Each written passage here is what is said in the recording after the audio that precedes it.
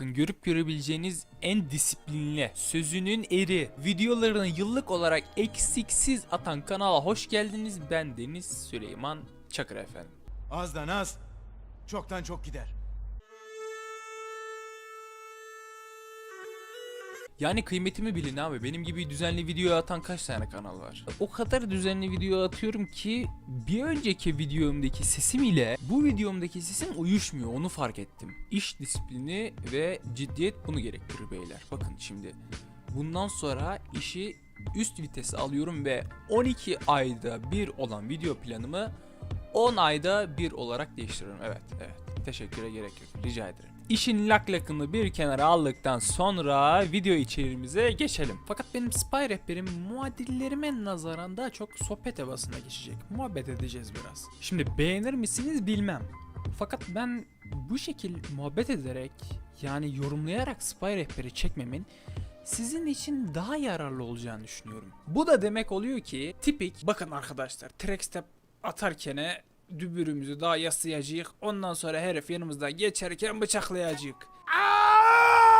Gibi konulardan bahsetmeyeceğim. İşin biraz psikolojik yanını ele alacağız. Şimdi ben seni sana anlatacağım, dinle. Böyle bir cümleyi de İbrahim Tatlıses'ten başkası kuramaz. Beni benden alırsan seni sana bırakmam. Oyunu oynuyorsun. Şak diye elemanın biri minicik bir bıçakla bıçaklıyor seni. Sonra ula bu çok güzel, ben eşek gibi adamın kafasına vurmaya çalışıyorum. Herifin biri arkadan bıçaklayıp gidiyor diyorsun. Sonra YouTube'a giriyorsun. Kudurmuş gibi Spy Gameplay falan yazıyorsun. Milleti izliyorsun. Vay anasını be. Adama bak çatır çutur herkesi bıçaklıyor diyorsun. Canın çekiyor. Ondan sonra rehber videoları izliyorsun. Nasıl track step atılır falan gibisinden. Oyuna giriyorsun. Yapamıyorsun. Verem oluyorsun. Sonra tekrar rehber videoları izliyorsun. Bunu böyle sonsuz bir döngü şeklinde devam ettiriyorsun. Hatta bununla yetinmeyip kendi aklınca ya aslında videodaki elemanın ben HUD'ını kullanmıyorum ya. Onun crosshair'i daha farklı. Kesin ondan oynayamıyorum. Falan diyorsun. Videoyu yarıda kesmek zorunda kaldım. Bir şey aklıma geldi. Ona bakmak istedim. Şöyle Tığına da bakalım. Top Teams'e. Bak işte.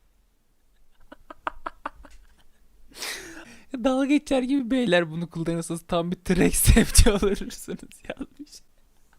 Tabii ben hiçbir zaman anlayamadım benim gibi vasat bir spy'dan neden spy rehberi isteyesiniz. Bu işin duayenleri denilebilecek nitelikte insanlar rehber videosu çekiyor. En basitinden how to track step falan yazarsan çıkıyor zaten. Benden istemenizin nedeni nedir dedim ki neden istediğinizi anladım ve emin olun sizi anlıyorum. Çünkü bu spy nasıl oynanır aşamasından ben de geçtim. Şimdi benim spy rehber videom sizi tatmin eder mi bilmem. Ama ben de dilimin döndüğünce, kalemim yettiğince bu spy mevzusunu, yani neden hala senin onca spy rehber videosunu izlemene rağmen bu tür videoları aradığını ve yapamadığını konuşmak isterim. Evet arkadaşlar başlıyoruz. Şimdi ilk stepimiz döndüm çayıra yolladım pazara stepi arkadaşlar. Bakın şimdi adam üzerimize geliyor. Hop çayıra dönüyoruz yolluyoruz pazara. Adam üzerimize geliyor. Hop çayıra dönüyoruz yolluyoruz pazara. Bunları zaten biliyorsun. Eğer bu videoyu açtıysan ki sadece benim spy rehber videoma özgü bir şey yapmıyorsun. Her izlediğin ve izleyeceğin spy rehber videolarından farklı bir şey bekliyorsun. Ve benden de farklı bir şey anlatmamı istiyorsun. İstediğiniz kadar track step montaj videosu, istediğin kadar track step rehber videosu izleyin ama şunu anlayana kadar bir şey yapamazsın. Bu işin müptezeli olman gerek. Müptezellerken ne demek istiyorsun? Tabi açayım. Şimdi sizinle bir klas karşılaştırması yapalım, olur mu? Bir scout'u alalım. WM1 alalım. Bir de başrolümüz Spy'ı alalım. Şimdi bir de grafik yapalım. Grafiğimizin adı tecrübe ve yetenek grafiği olsun. Bakalım yanlışım varsa beni yorumlarda düzeltin. İlk Scout'u ele alalım. Scout yetenek gerektirir mi? Yani kardeşim senin önünde medik var diyelim.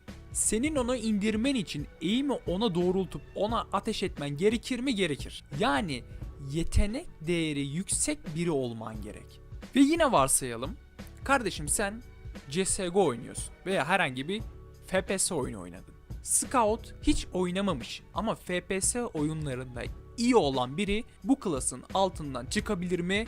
Tabii ki çıkar. Ama Scout deneyim ne kadar gerektirir? Deneyim ne kadar gerektirir değil, pardon, soruyu düzeltelim. Deneyim her klas gerektirir. Soruyu deneyim kazanma süresi olarak değiştirelim. Deneyimi çabucacık kazanabilirsin Scout'ta. Deneyime nazaran daha çok yetenek gerektiren bir klastır Scout. Şimdi WM1'a gelelim. Yetenek gerektirir mi? Kör eşek var ya, kör eşek. Kör eşek bile oynar. Eşeğin gözünü bağlayın, klavyeye saman koyun. O bile 2-3 tane adam indirir yanlışlıkla. İşin şakası tabii. Burada atıp tuttuğuma bakmayın. Evet, WM1 bile yetenek ve Scout'a nazaran daha yüksek deneyim kazanma süresi gerektirir. Ve şimdi geldik Spy'a. Şimdi Spy yetenek gerektirir mi? Spy oynayamazsın mı? Spy yetenek gerektiren bir şey değil ki ya. Niye Spy oynayayım? Hayda. Peki deneyim? İşte bu işin müptezeli olman gerek derken demek istediğim şey bu. Spy tüm klasların arasında belki de en az yetenek gerektiren klastır. Az çok yürümeyi bil, adamın arkasına geçince bıçaklayacağını bil yeter. Ama nereye kadar yeter? Fakat deneyim gerektirir. Deneyim de bu işin müptezeli olmaktan, yani sürekli oynamaktan geçer. Scout Team Fortress'a yeni başlamış bir adam eğer FPS oyunlarına çok iyi ise ortalıkta terör estirebilir. Eğer az çok FPS oynamış biri WM1 ile ortalıkta terör estirebilir. Ama Zantares gelsin, kralı gelsin bak. Zantares gelsin, Spy'da bir yiyemez. Eğer hiç Spy oynamamışsa. Biraz daha açalım. Bu her Spy rehber videosunda söylenen meşhur bir cümle var değil mi? Neydi o cümle? Bir kere daha zikredelim. Söylemeyeni dövüyorlar çünkü. Track step opsiyoneldir. Vay be. Devallah yemin et, bilmiyorduk ya. Yani çok sağ ol. Arkadaşlar Spy oynarken bakın, sakin olun, panik yapmayın, heyecan yapmayın. Ya gerçekten ya vallahi çok sağ ol ya. Sen demeyene kadar ben panik yapıyordum. İyi ki dedin yani. Demek istediğim bu. Bunları tecrübeyle oynaya kazanırsın. Evet, bir toparlayalım. Spy öyle 2 videoyu izleyin. Sonra gelsin matadorlar, stayer'lar, osuruk stepler, bilmem neler gibi bir klas değil. Oynaman gerek. Gelin benim saatime bakın, kaçmış? 2000 varsayalım düz hesap. Spy oynayabiliyor muyum? Yani vasat. Peki değer mi? Değmez.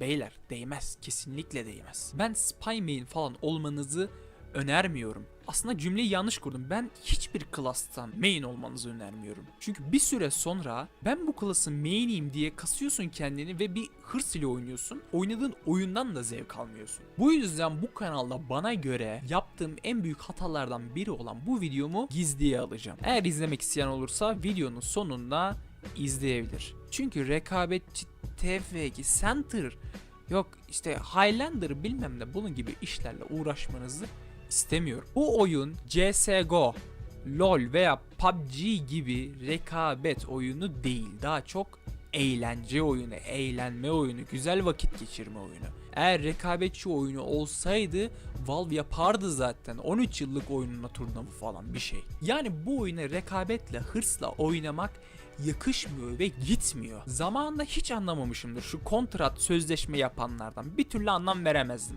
Sonra ya adamın 4000 saati var ama adam bir tane spy, işte medic, scout bilmem ne oynayamıyor derdim. Şimdi daha iyi anlıyorum. Hiçbir klasta gidip usta olmaya çalışmayın, eğlenmenize bakın. Gidip de sadece spy'da profesyonel olmak, 3000-5000 saat harcamak amele işidir. Yapan adam da loser'dır. İnternette arkadaşı çoktur ama sokakta sünepedir. Kimse suratına bakmaz. İnternette kendini abi çektirir. Sokakta görsen sadaka verirsin. Kimseye de sallamıyorum. Salladığım biri varsa o da kendime sallıyorum. Bunca sene boyunca neden bunu yaptım diyorum kendi kendime. Yok TF2 Center, yok Highlander, yok Spy. Track step atacağım. Milleti düzeceğim. Video çıksın. Ha, bu video çıksın dedim. Şimdi videonun başlarında bir şey demiştim değil mi? YouTube'da Spy'ları izliyorsun, canın çekiyor. Kendime ele alayım, dur.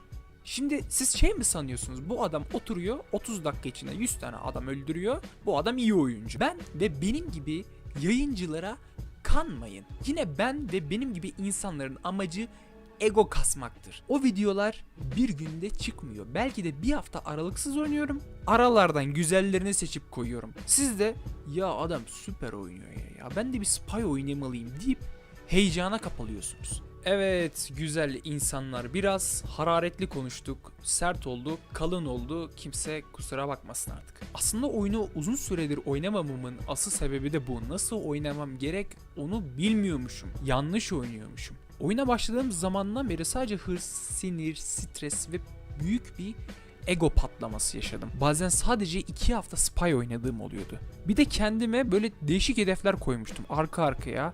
İşte 6-7 tane matador atacağım. Yok arka arkaya işte zincirleme milleti düzeceğim. Ondan sonra bunu fark ettim ve kendime ne yapıyorsun dedim. Yakın dostum Bullet Phobia Wage'imle oyuna girdiğim zaman oyun her zaman oynadığım oyuna benzemiyordu, bunu fark ettim. Saatlerce elimde sandviç ile amaçsız gezip kimseye vurmamam bana Spy'da 25'te KS yapmaktan daha zevkli geldi. Bu işin büyüsü Bullet Beyciğimde değil. Herhangi bir güzel insan ile bu oyunu daha zevkli hale getirebilirsin. Ve mümkünse arkadaşınız 2 ayaklı olsun. 4 ayaklı olunca eşek oluyor çünkü. Oyuna girdiğiniz zaman ya kart hit ya kontrol noktasını al, hadi bu maçı alalım gibi tipler sadece sizi oyundan soğutur. Ha illaki rekabetçi de oynayalım ama onda bir olsun. Onda da eğlenmemize bakalım. Kalp kırmayalım. Videoda ağzımdan kötü bir kelime çıktıysa özür dilerim, mümkün olduğunca kullanmamaya çalıştım. Artık ne zaman sıradaki videom gelir bilemiyorum. Bu benim kanalımda büyük bir sır olarak saklı. Ben de ne zaman video atacağımı bilmiyorum. Evet, kendinize iyi bakın. Allah'a emanet olun sevgili kardeşlerim. Hoşça kalın. Bay bay.